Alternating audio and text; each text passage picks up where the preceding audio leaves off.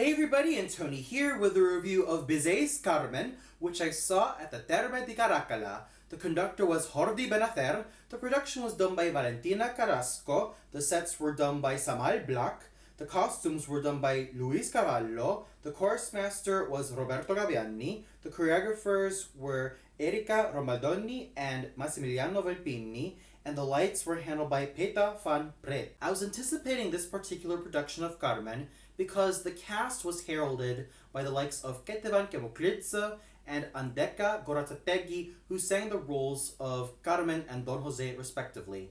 I'll gladly talk about them along with the other singers much later, but first, my thoughts on the production. Overall, I found it to be quite interesting because the people behind it seem to have transported the action from the mid to late 19th century Spain all the way up to the 21st century, mostly occurring in the US and Mexico border. The entire first act seems to have taken place in the border itself, well, most notably approaching Mexico. The second act seems to take place within Mexico, and the third act seems to take place in a desert in Texas, and whilst Tancair, Remandado, Carmen, Mercedes, and Frasquita are singing their quintet, they sort of have a vision of Mount Rushmore, as if to state that this is going to be their next destination, where they're going to be in the land of the free and the home of the brave,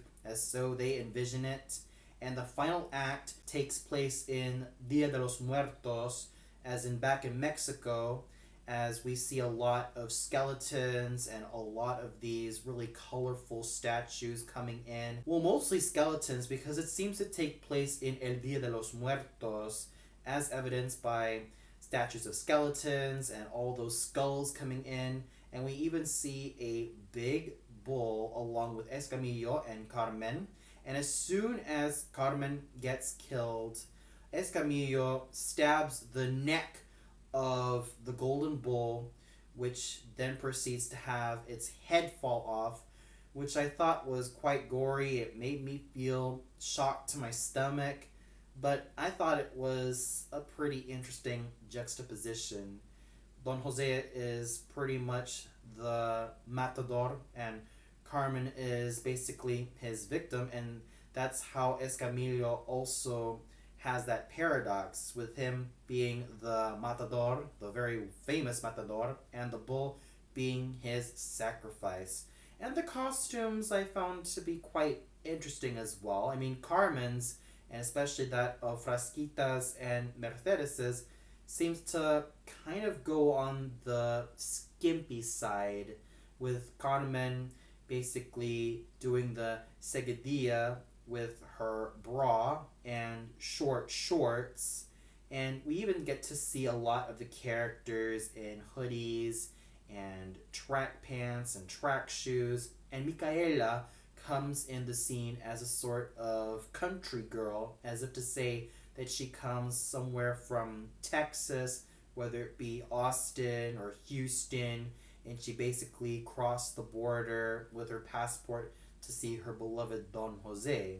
So overall, I did find this production to be quite interesting. I'm sure that it tried to be a little bit on the politically incorrect side, especially with radio transmissions of Mexican current events and a lot of other things as well, which I found quite enjoyable from time to time.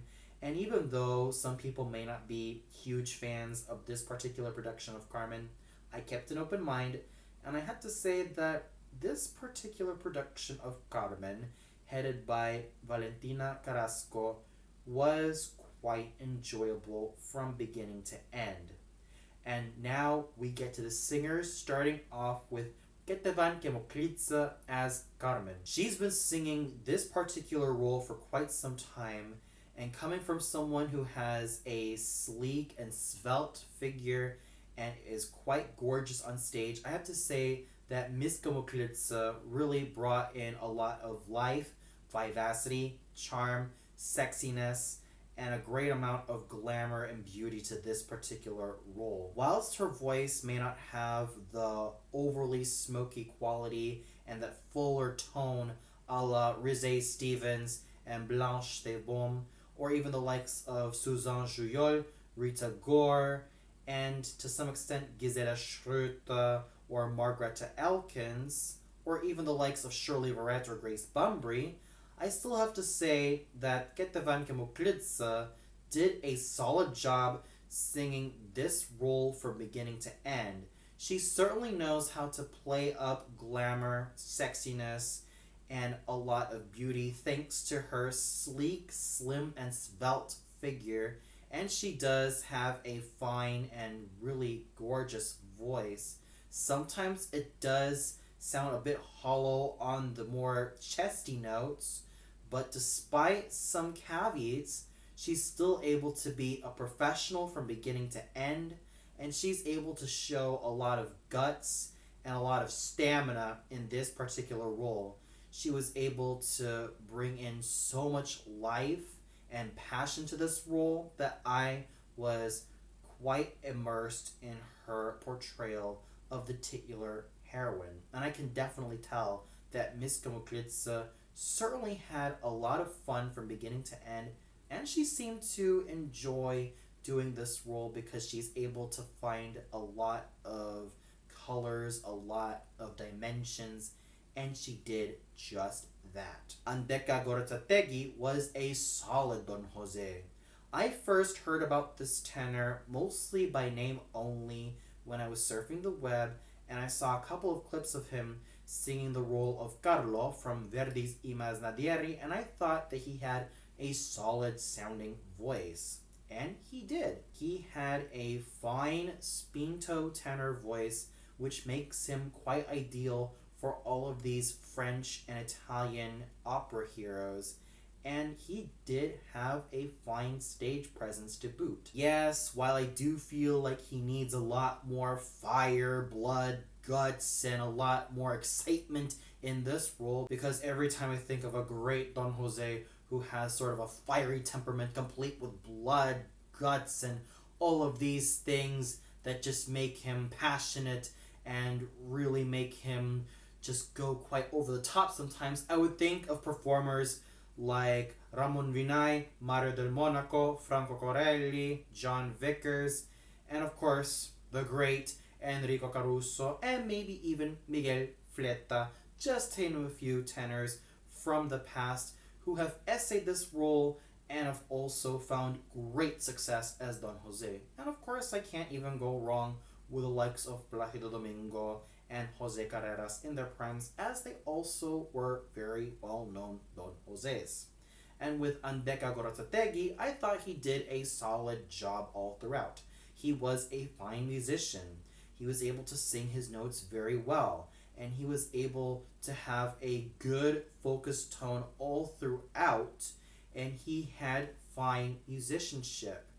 There were a couple of things I was kind of missing from this Don Jose, and that was all of that fire and passion and that verismo temperament that I have been very accustomed to.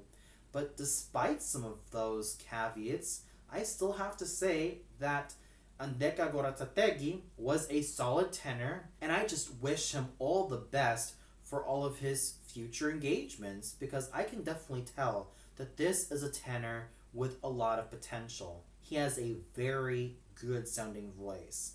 He has fine musicianship, and he was a fine stage actor to boot, which really means that he does have a lot of potential, and I would really love to see his career grow and blossom. Then we have Fabrizio Beggi, who sang the role of Escamillo, and he was a solid singer as well.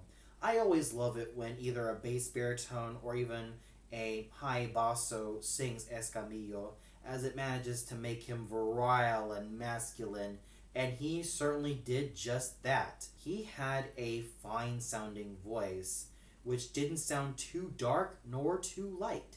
It was just right. And even though I would have preferred beefier voices like, let's say, Samuel Ramey or even that of Bryn Terfel, I still have to give lots of credit to Fabrizio Beggi for a job well done singing the role of Escamillo. He was able to make him quite tall and proud, and he was able to give him a good amount of masculinity, which made his performance come out alive. Roberto Mantegna was a musically wonderful Micaela. She certainly had a gorgeous sounding, mellifluous, and lovely voice, and an equally great future ahead of her. For someone who's still quite young, she not only sang this particular role, but she also sang Norma and Maria Estuarda, which are basically true dramatic coloratura soprano roles. I do feel that Roberto Mantegna certainly does have a future singing more dramatic coloratura soprano roles, and maybe in 5 to 10 years time she might end up singing a lot more of these dramatic coloratura soprano roles. But for now, as her performance as Micaela, I thought she was a solid singer. She was able to thin her voice out in some passages, and she was able to sing such fine forte in many others, thus proving that she is a meticulous musician and an overall fine singing actress. And she was able to make Micaela quite a darling to witness, not only for her absolutely lovely looks, but she was able to make her quite strong and quite concerned as a character, especially when it comes to her true love for Don Jose. Gianfranco Montresor was a solid Zuniga, even though I would have preferred a richer, rounder, basso cantante voice to sing this role. But despite all that, he certainly had a sturdy, tall, and magnificent stage presence to really make this character come alive. He was certainly quite charismatic as a singing actor, and he did an overall solid job, even though I would have preferred a plusher sounding basso cantante voice. But I digress. Signore Montresor was certainly an overall fine singing actor. We even had such superb singing from the likes of Alessio Verna's manly and virile and rich sounding Dancairo, and Pietro Piccone's lyrical, light, and breezy sounding Remandado, Ana Penisi's creamy, gorgeous toned, and viola sounding Mercedes, and Daniela Capiello's sweet sounding, light, airy, breezy, and lovely Frasquita, and of course, Timofey Baramov's gorgeous sounding, masculine, and tall, and handsome Morales. So overall, the singing was really good all throughout. Everyone did their job superbly, and they managed to get it together as each of their performances stood out quite well. And the conducting done by Maestro Jordi Benacer was well done all throughout.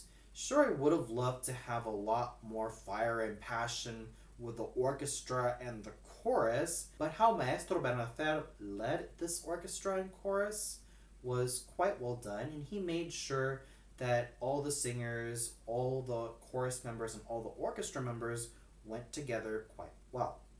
So overall, with a very interesting production, very solid singing, especially from the likes of Ketevan Kemuklitsa, Andeka Gorozategui, Roberto Mantegna, and Fabrizio Beggi, and especially such good conducting from Maestro Jordi Benacer, this was definitely a fine first evening at the Terme di Caracalla. And for those of you who caught this particular production of Bizet's Carmen at the Terme di Caracalla, what'd you think of it? Did you feel like Ketevan Kemuklitsa and Andeka Gorozategui did superb jobs in the pivotal roles of Carmen and Don Jose? Did you feel like there was a singer who kind of stole their thunder? Or did you feel like there were certain aspects that just didn't really hold up? Comment below and let me know. Well, that's all for now. Be sure to tune in much later for my review of Richard Strauss's Elektra live from the Verbier Festival, starring Lisa Lindstrom, Ingela Brimberg, and Anna Larson. So until then, good night everybody.